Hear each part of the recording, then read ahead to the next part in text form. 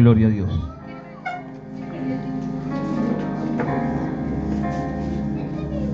Gloria a Dios. Gloria a Dios. Ahora prepárese. Dígale: Señor, prepara mi corazón para recibir tu palabra y ayúdame a ponerla por obra. Porque la palabra dice eso, que aquellos que son los hijos de Dios son lo que ponen por obra su palabra. Amén. En el nombre de Jesús recibimos la palabra con un fuerte aplauso. En el nombre de Jesús.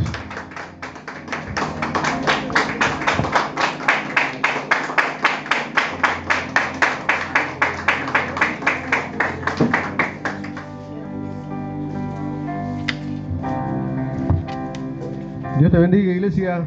¿Cómo están? ¿Están bendecidos? Estoy feliz de estar de nuevo aquí, en este lugar, junto a mis hermanos. Estoy gozoso de verlos.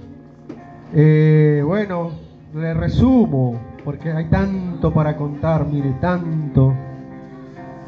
Tome asiento, por favor. Ha sido un tiempo muy desafiante, de muchísima bendición. Hemos predicado, hemos evangelizado con el pastor Cristian en los colectivos, en las calles. Hemos visitado, hemos evangelizado así personalmente, a casas, más que en lugares públicos, así visitando. ¿No es así, pastor? Había una chica, mire, una cortita. Dice la persona que nos estaba hospedando: vamos a ir a comprar al mercado porque ahí me venden la fruta por mayor y me sale más barato. Llegamos y viene una señora que es la que atendía en la verdulería y dice: ¿ustedes son cristianos? Yo necesito un pastor. Antes de decirnos buenos días, ¿no, Cris? Antes de decirnos buenos días, ¿qué va a llevar? Ella está vendiendo, no dijo que vienen a buscar. Y nosotros no teníamos el cartel evangelista en la frente, ni era domingo a las 11 de la mañana y andábamos de corbata, porque un domingo a las 11 de la mañana solamente anda de corbata o los testigos o los cristianos. Era un día de semana. Mire la necesidad, y era una mamá desesperada porque su hija había intentado ahorcarse la noche anterior. Dice: yo estaba rezando, pidiendo que Dios mande a alguien, y nosotros llegamos y nos habló. Dice, le dice a la señora: ¿ustedes son cristianos? Necesito un pastor a mi casa. Sí, ellos dos son pastores. Resumiendo, 2 horas después estábamos orando por esa chica que estaba con un espíritu de suicidio tremendo, cosas que se movían en la casa. Oramos por esa familia y hoy recibieron a Cristo y están buscando del Señor. Una familia ganada para Cristo.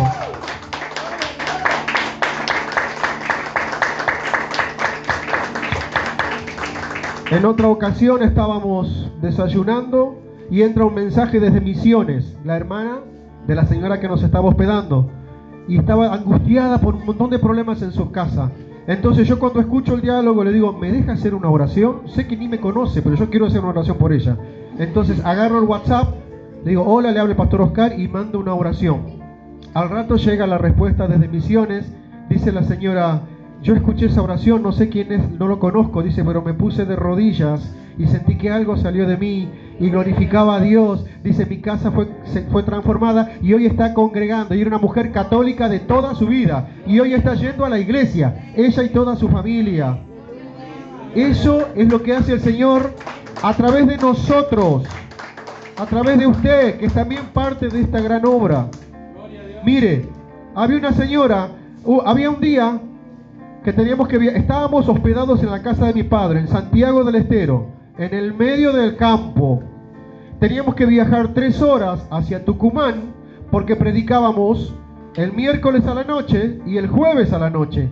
Pero no podíamos volver porque los cultos terminan a las 10, 11 y a esa hora ya no hay ningún colectivo que vuelva a Santiago del Estero. Si bien estamos en la frontera, son 3 horas de viaje. En otro viaje con el pastor Cristian íbamos en su vehículo, pero esta vez no podíamos. Entonces decimos: ¿a dónde nos vamos a hospedar? Porque el plan era volver a los Gutiérrez, pero nos dijeron: miren que se van a dar cuenta que ustedes son extranjeros, que ustedes no son de la zona y Tucumán está muy difícil, los pueden robar, no vengan muy tarde. Entonces, ¿a dónde vamos?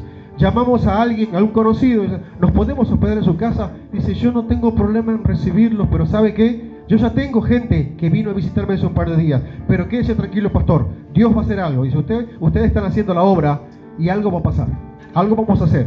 Al rato me dice, pastor, quédese tranquilo, ya está el cuarto con una cama para cada uno, para usted y para el otro pastor. Venga hacia acá, no sé cómo voy a hacer, pero usted ya tiene un techo donde quedarse, donde nadie le va a tocar nada, porque es alguien a quien conozco hace más de 10 años, allí en Tucumán.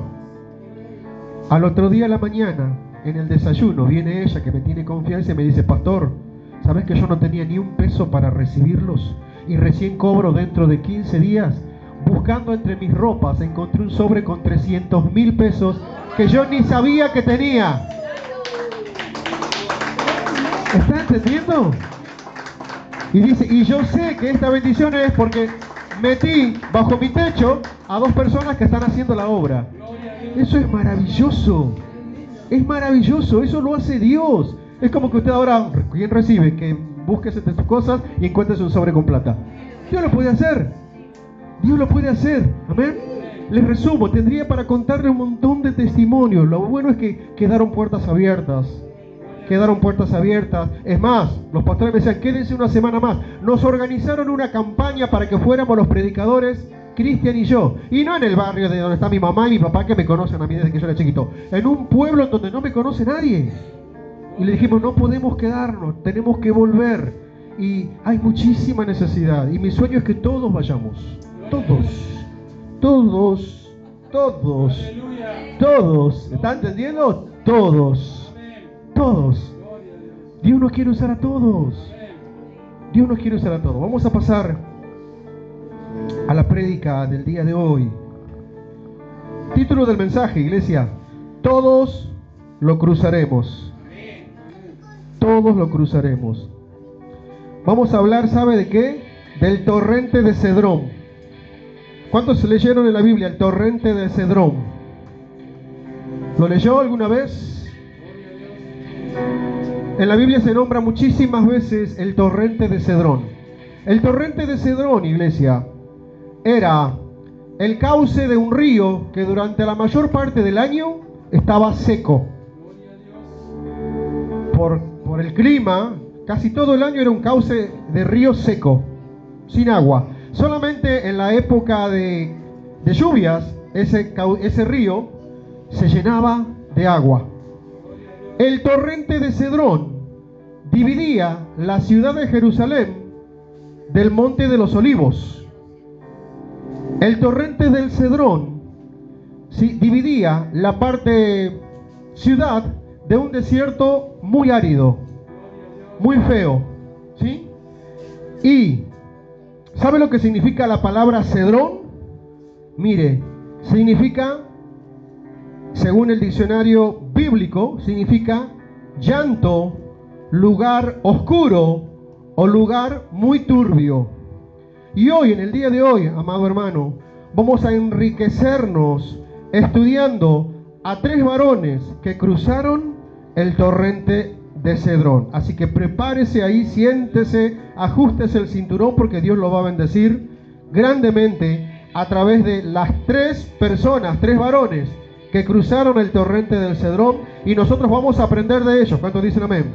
Vamos a hacer lo bueno que ellos hicieron y no vamos a repetir lo malo que ellos hicieron.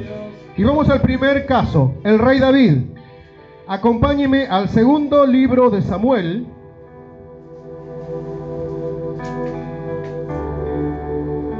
Segundo libro de Samuel, Antiguo Testamento, capítulo 15, versículo 22. Los espero. ¿Lo tienen todos? Amén. Lo leemos y lo hacemos en el nombre del Padre, del Hijo y del Espíritu Santo de Dios. Dice así: entonces David dijo a Itaí: ven pues y pasa. Y pasó Itaí Geteo y todos sus hombres y toda su familia. Y todo el país lloró en alta voz, y pasó luego toda la gente que el torrente de Cedrón. Asimismo pasó el rey David, y todo el pueblo pasó al camino que va ¿hacia dónde? al desierto. ¿Recuerdan que le decía que el torrente de Cedrón separaba la ciudad de Jerusalén de un desierto? Acompáñeme en una breve oración. Cierre sus ojos allí donde está. Dios bendito, yo te doy gracias, papá, por poder estar nuevamente aquí en esta casa, Señor. Gracias, Dios, porque nos has llevado por muchísimos lugares.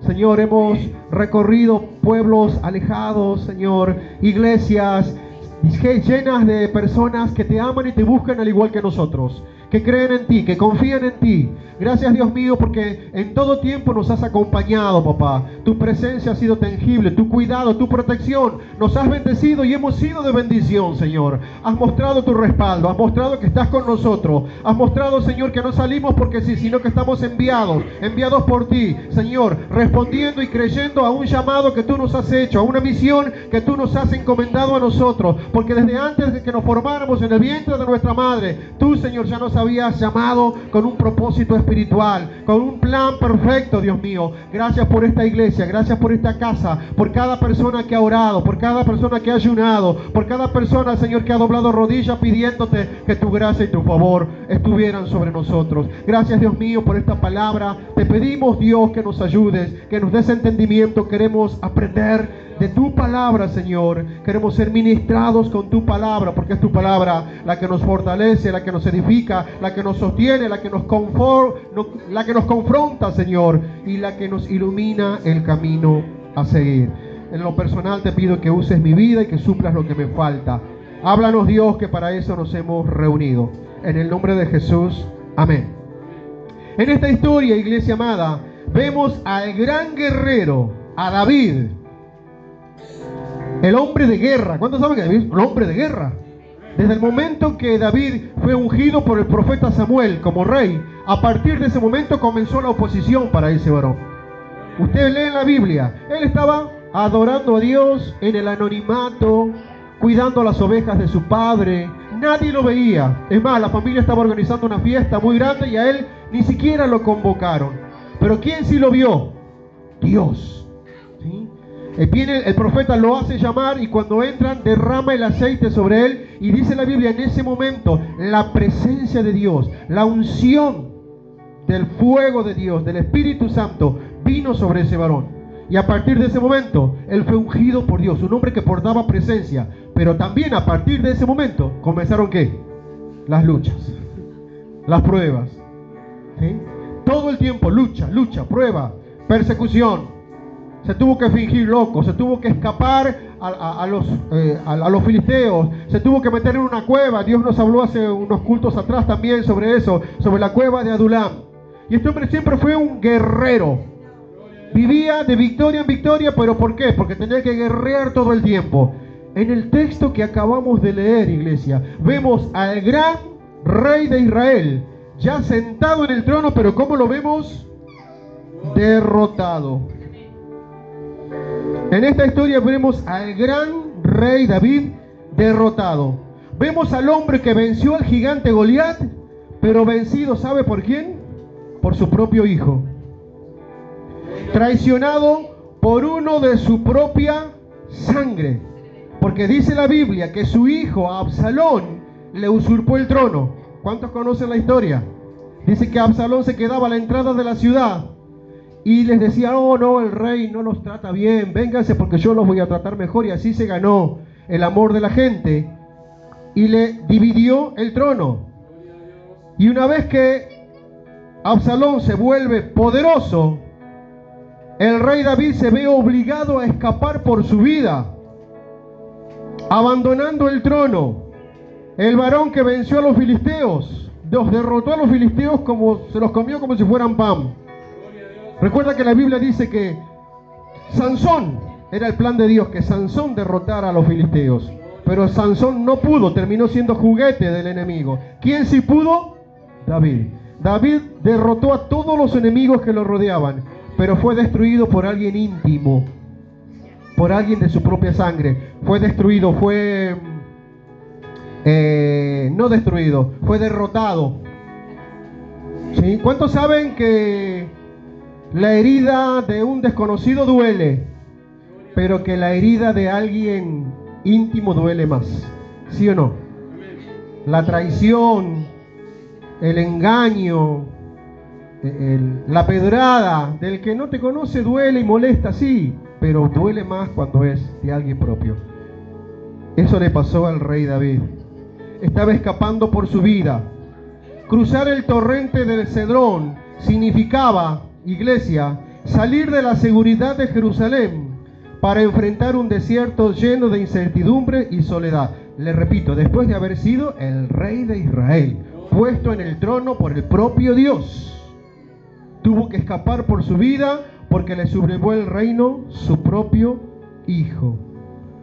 Amado hermano, dice la Biblia, ¿sí?, que David se fue muy mal, muy triste, muy dolido.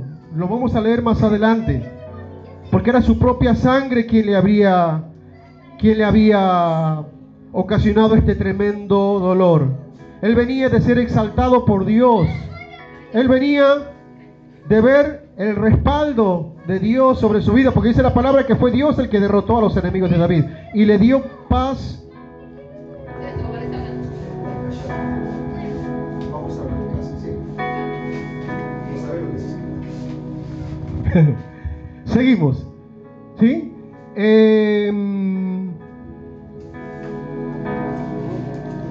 ¿A quién le gustan los tiempos de desierto? ¿A quién le gustan los tiempos de soledad? A nadie. ¿A quién le gusta sentir el dolor producido por alguien a quien uno ama? Paradójicamente, esa persona que uno ama es la que tiene más capacidad de producir más dolor, precisamente por el amor que uno le tiene a esa persona. El cruzar el torrente de Cedrón para David significaba eso: dolor, lágrimas. Mire el versículo 30, leámoslo más adelante. La palabra describe cómo cruzó el torrente del Cedrón David. Mire, y David subió la cuesta de los olivos, y lo subió como llorando, llevando la cabeza cubierta y los pies descalzos. También todo el pueblo que tenía consigo cubrió cada uno su cabeza e iban llorando mientras subían.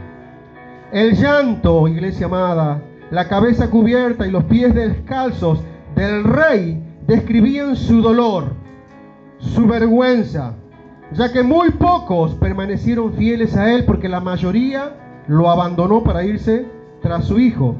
Esta historia, iglesia amada, finaliza, vamos a resumir, con el día en que el rey David finalmente regresa para sentarse nuevamente sobre el trono de Jerusalén. Porque si bien Dios permitió esto, porque eso estaba permitido por Dios, había una promesa que Dios le había hecho a David, que él siempre iba a estar sentado en el trono y que uno de su descendencia iba a estar siempre sentado en el trono. Entonces el rey David tuvo que atravesar el torrente de Cedrón. ¿Y cómo lo atravesó? Llorando, traicionado, con dolor, angustiado, avergonzado.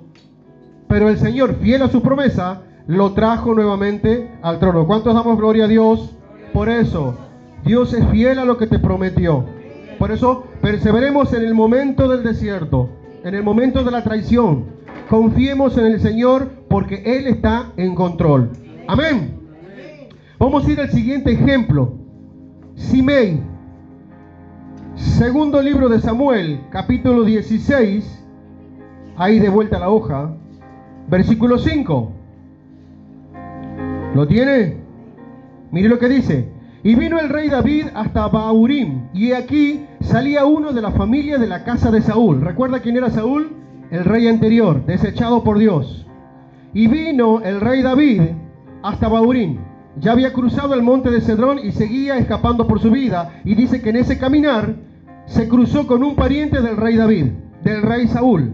Y aquí salía uno de la familia de la casa de Saúl, el cual se llamaba Simei, hijo de Gera, y salía como maldiciendo y arrojando piedras ¿contra quién? Contra David y contra todos los siervos del rey David, los poquitos que habían permanecido fieles a él. Y todo el pueblo y todos los hombres valientes estaban a su derecha y a su izquierda. Y decía Simei, maldiciéndole: fuera, fuera, hombre sanguinario, perverso. Jehová te ha dado el pago de toda la sangre de la casa de Saúl, en lugar del cual tú has reinado. Jehová ha entregado el reino en mano de tu hijo Absalom. Y hete aquí, sorprendido en tu maldad, porque eres hombre sanguinario. Entonces Abisai, hijo de Sarbia, dijo al rey David: ¿por qué maldice este perro muerto a mi señor el rey? Te ruego que me dejes pasar y le cortaré la cabeza. Versículo 10. Mire lo que respondió David. Analicemos qué hubiéramos respondido nosotros en un caso así. Yo te ayudo. Es más, agarra mi espada que tiene más filo que la tuya.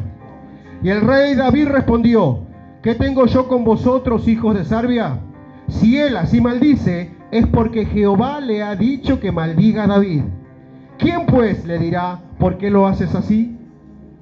¿Qué estaba haciendo David? Viendo que en medio de toda esa humillación, Dios estaba en control. Él no dijo: se me levantó el diablo, un demonio le entró a mi hijo. Dijo: no, Dios está permitiendo todo esto, el insulto, la pelea, la división, todo, las piedras que me arrojan, las maldiciones que el enemigo me está arrojando, están permitidas por Dios. Versículo 12. Quizá mirará Jehová mi aflicción y me dará Jehová bien por sus maldiciones de hoy. Y mientras David y los suyos iban por el camino, Simei iba por el lado del monte delante del rey, andando y maldiciéndolo, y arrojándole piedras delante de él, y esparciendo polvo por el aire. Y el rey y todo el pueblo que con él estaba llegaron fatigados y descansaron allí. Aquí vemos el corazón de Dios, de David, iglesia, porque él sabe, como les decía, que está todo permitido por Dios. ¿Cuántos saben que nuestro Dios es soberano? Decirle a tu hermano: todo lo que te está pasando, está permitido por Dios. Alejandro, todo lo que te está pasando está permitido por Dios. Pastor Cristian, todo lo que te está pasando. Romina, todo lo que te está pasando está permitido por Dios. Romina, Pati, hermana, Ethel, a todos los presentes, todo lo que me está pasando está permitido por Dios. No es que él se distrajo y algo se le salió de control. No es que hay un japonés que está orando, entonces el Señor, por atenderlo a él, se descuidó de nosotros. Dios es omnisciente. No se cae la hoja de un árbol sin que él lo permita. Y si él lo permitió, él se va a glorificar. ¿Cuántos dicen amén? Él se va a glorificar. Aquí vemos el corazón de David. Aquí vemos el corazón de David, reconociendo la soberanía del Señor sobre su vida. Así debemos ser, iglesia. Amén. Simei era pariente del rey Saúl, era de la tribu de Benjamín. Maldecía al rey, le arrojaba piedras, lo insultó, pero David no permitió que su soldado le cortara la cabeza. Tremendo. Dijo: no. Si él me está maldiciendo, si él se ha levantado, Dios se lo permitió. Y si Dios permite que nos humillen, es porque quizás teníamos orgullo, porque dice que al orgulloso, ¿qué hace? Lo resiste. Se quiere acercar, pero lo resiste. Y al orgulloso el Señor lo mira de lejos. Pero cuando somos humillados, entonces ahí volvemos a Dios con otra actitud, y ahí el Señor. Hay que ser muy espiritual para ver en uno que nos está maldiciendo y tirando piedras y decir: gloria a Dios, es el Señor que me está humillando. ¿O no, Rami? Hay que ser muy espiritual. Yo recibo serlo. Poder ver a Dios aún en eso. En los cascotes que te llueven, en los insultos. Yo lo necesito, Señor, ayúdame. Es más, dice la Biblia, léalo en su casa, que cuando David regresó a Jerusalén le perdonó la vida. Le perdonó la vida. La recuperación del trono era un tiempo de celebración y no para juzgar a los enemigos. Vamos a leerlo. Capítulo 19. Léalo conmigo. Capítulo 19, versículo 17. ¿Lo tiene? Y con el rey venían 1000 hombres de Benjamín. Asimismo Siba, criado de la casa de Saúl, con sus 15 hijos y sus 20 siervos, los cuales pasaron el Jordán delante del rey, y cruzaron el vado para pasar a la familia del rey, y para hacer lo que a él le pareciera. Entonces Simei, mire, aquí ya David está volviendo en victoria. Finalmente la rebelión de Absalón es frustrada y aquí David nuevamente vuelve a ocupar el trono que le dio Dios.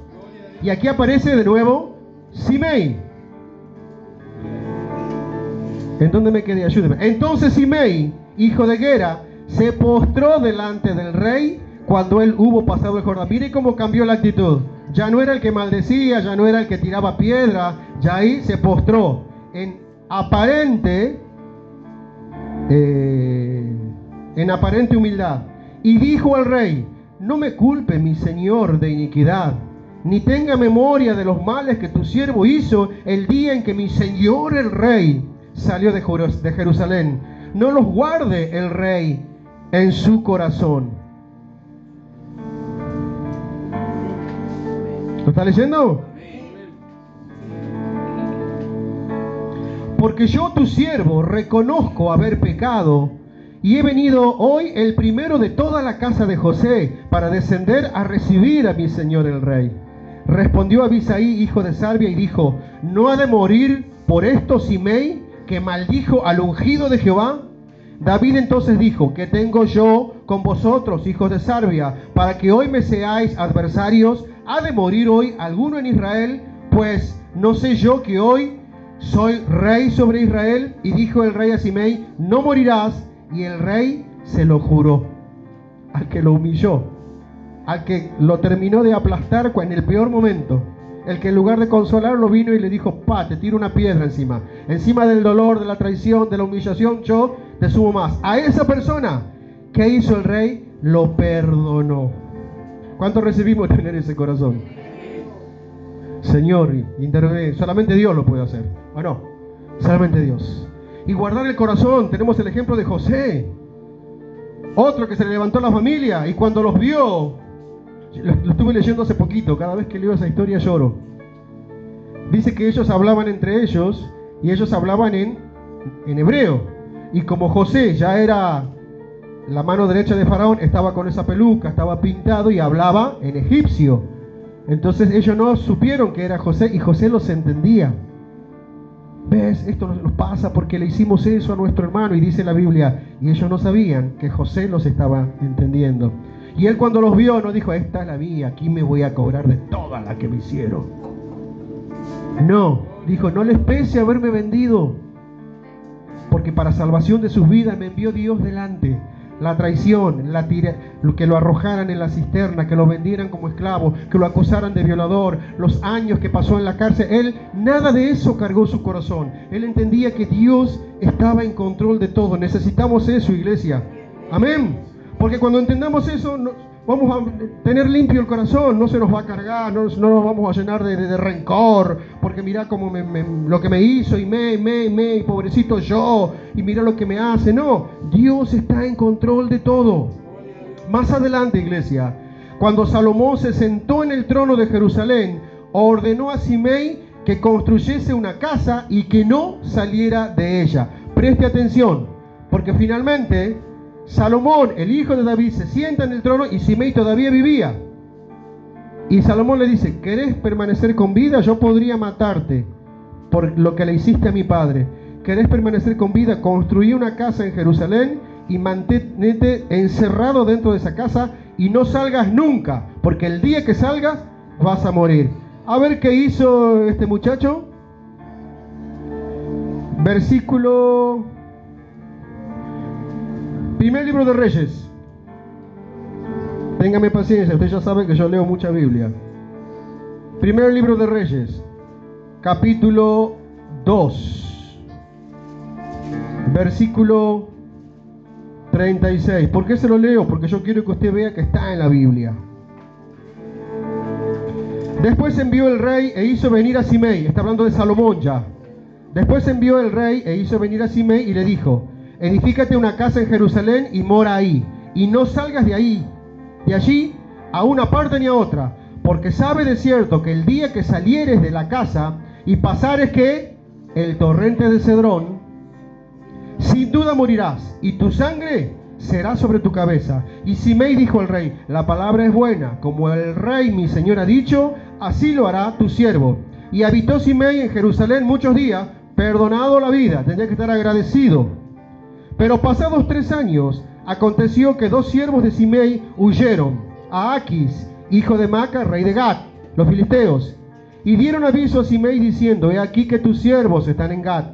Entonces Simei se levantó, ensilló su asno y fue a Aquis en Gat para buscar a sus siervos. Fue pues Simei y trajo sus siervos a Gat. Entonces el rey Salomón envió e hizo venir a Simei y le dijo: ¿no te hice jurar yo por Jehová y te protesté diciendo que el día que salieras y fueres de acá o allá, sabe por cierto que morirías? Y tú me dijiste: la palabra es buena y yo la voy a obedecer. ¿Por qué pues no guardaste el juramento de Jehová y el mandamiento que yo te impuse? Y dijo además el rey a Simei: tú sabes todo el mal, el cual tu corazón bien sabe, que cometiste contra mi padre David. Jehová pues ha hecho volver el mal sobre tu propia cabeza. Y el rey Salomón será bendito, y el trono de David será firme perpetuamente delante de Jehová. Entonces el rey mandó a Benaía, hijo de Joiada, el cual salió y lo hirió y murió. Y el reino fue confirmado en la mano de Salomón. Otro que cruzó el torrente de Cedrón. ¿Y cómo lo cruzó? En desobediencia. ¿Y cómo le fue? Mal. Porque murió. Amén. ¿Cuántos clamamos que Dios nos ayude? Que el Señor nos ayude. Porque cruzar el torrente de Cedrón es una alegoría de un momento difícil en la vida. Es una alegoría de un momento de prueba, de un momento de conflicto. Y son nuestras actitudes ante esa situación que nos toca vivir las que van a definir el resultado de nuestra vida. Vamos al tercer punto. Jesucristo. El tercer ejemplo. El primer ejemplo era el rey David cruzando el torrente de Cedrón. El segundo ejemplo era Simei cruzando el torrente de Cedrón. Y ahora vamos a ir a Jesús. Evangelio según San Juan, capítulo 18. Búsquelo por favor.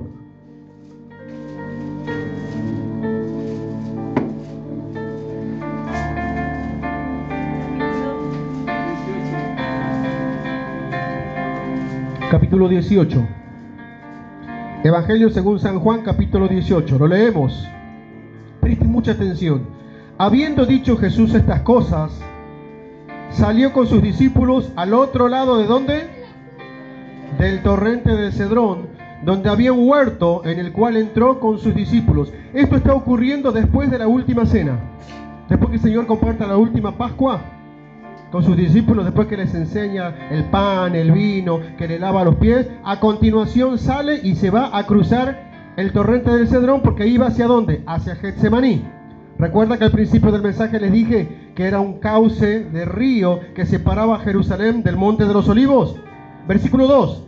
Y también Judas, el que le entregaba, conocía aquel lugar, porque muchas veces Jesús se había reunido allí con sus discípulos. 1000 años después de que David cruzara el torrente de Cedrón, es Jesús quien también lo cruza. Y esta es la única vez, iglesia, en que todo el Nuevo Testamento nombra al torrente de Cedrón. Jesús sale del aposento alto de compartir la última cena con sus discípulos, con sus apóstoles, y se dirige hacia el monte de los olivos, al huerto de Getsemaní, el lugar en donde él iba a luchar con su carne. Esa oración agónica que cuenta la Biblia, en donde él clamaba ayuda a Dios, porque él sabía lo que le esperaba. Una muerte horrenda en la cruz. Y al igual que el rey David, iglesia, Jesús cruzó el torrente de Cedrón siendo odiado, despreciado y rechazado, aborrecido por los de su propia sangre. Recuerdan que a David, el que le armó todo esa rebelión fue su propio hijo. 1000 años después, el que cruza el torrente del Cedrón, angustiado hasta la muerte, es el propio Jesús, también odiado, aborrecido y desechado por su propia sangre. ¿Quién? El pueblo judío. ¿Me está siguiendo? Jesucristo también sería hecho maldición, igual que David, porque dice la Biblia que al ser clavado en un madero, él estaba siendo maldito.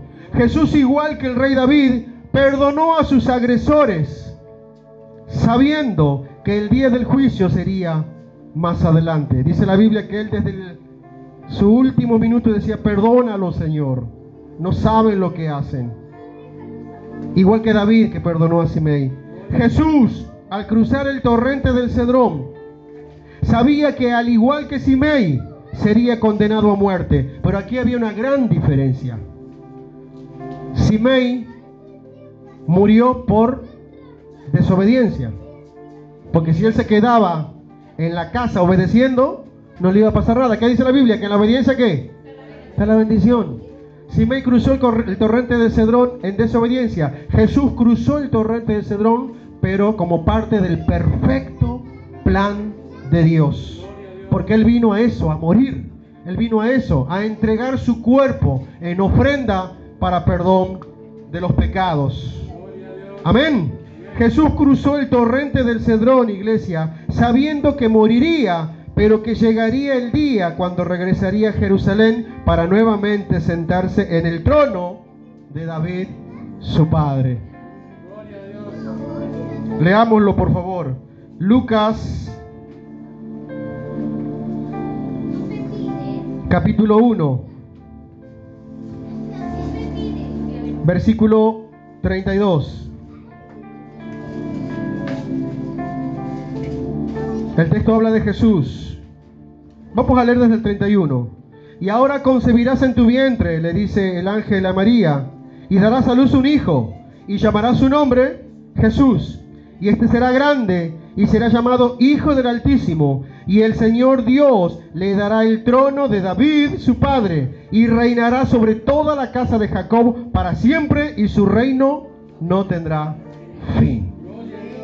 Jesús estaba caminando a ser traicionado por Judas y horas después ser crucificado, sabiendo que iba a morir. Pero Jesús también sabía que al igual que David, hubo un día que regresó a sentarse en el trono. Él también va a volver, ya no como el siervo sufriente, sino como el Rey de Reyes y Señor de Señores, a juzgar a todas las naciones. Amén. Cumpliendo la promesa del Dios que no miente, porque Dios no miente. Dios lo que te prometió lo va a cumplir, porque Él es real, Él es verdadero. Pongámonos en pie, por favor. ¿Cómo era el título del mensaje, iglesia? A todos nos tocará ese tiempo de cruzar ese arroyo, alegóricamente, ¿no? Que representa tiempos de llanto, tiempos de rechazo, tiempos de ser traicionados por los que más amamos. Uy, corto, me desato, reprendo. A todos nos va a pasar. Tiempos de lágrimas, tiempos de soledad. Pero si el Señor trae esta palabra es para que nosotros aprendamos de David. ¿Cuántos dicen amén? Aprendamos de David y entendamos, por favor, que todo lo que nos pasa, por mucho dolor que nos esté ocasionando, está permitido por Dios. Está permitido por Dios. Usted ya sabe, mi esposa y yo nos casamos grandes y nuestro sueño era ser papá, y perdimos 2 bebés. ¿Y por qué? ¿Por qué? ¿Y por qué? ¿Por qué? Y vino el por qué. Y vino la lágrima. Y no entendíamos. Y después al tiempo lo supimos. Porque el Señor nos permitió sostener a otras personas que estaban pasando lo mismo. Y finalmente Dios nos dio 2 niños preciosos. Porque Dios cumple. Porque Dios cumple. Por eso entendamos, allí donde estás, cerrá tus ojos. Y que Dios nos dé la fuerza para aprender de David. Que no se enojó, que guardó el corazón.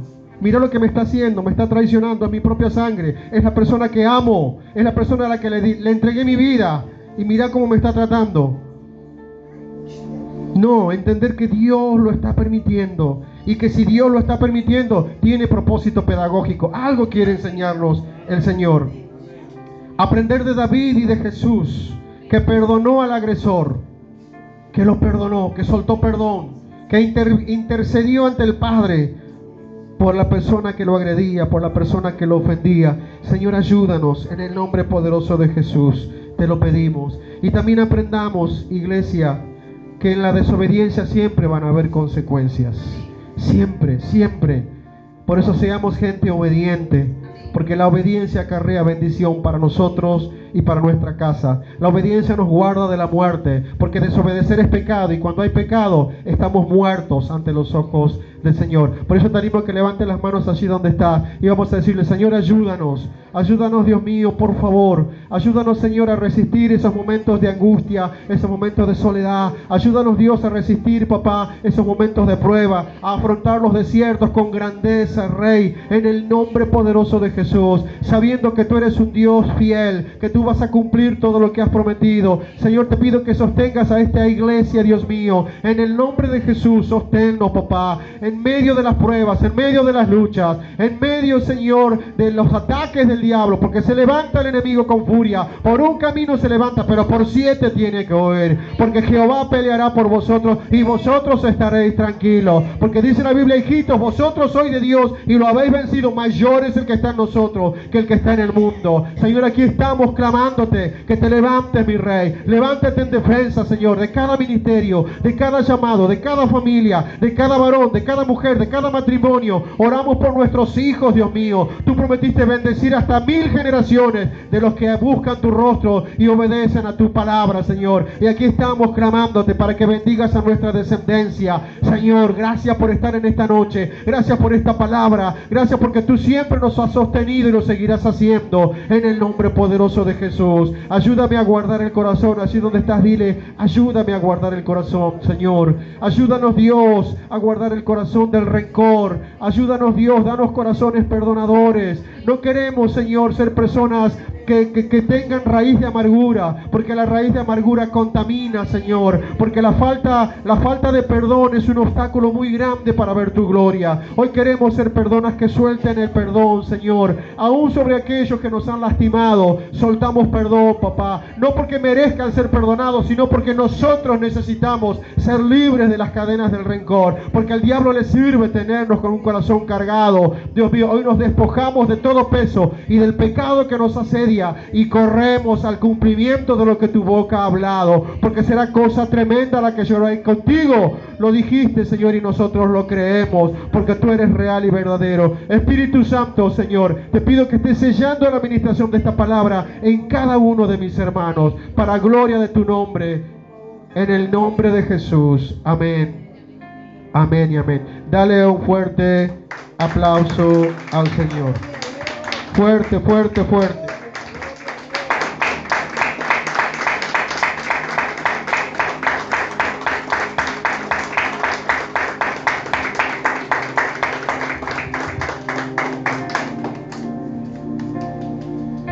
Gloria a Dios.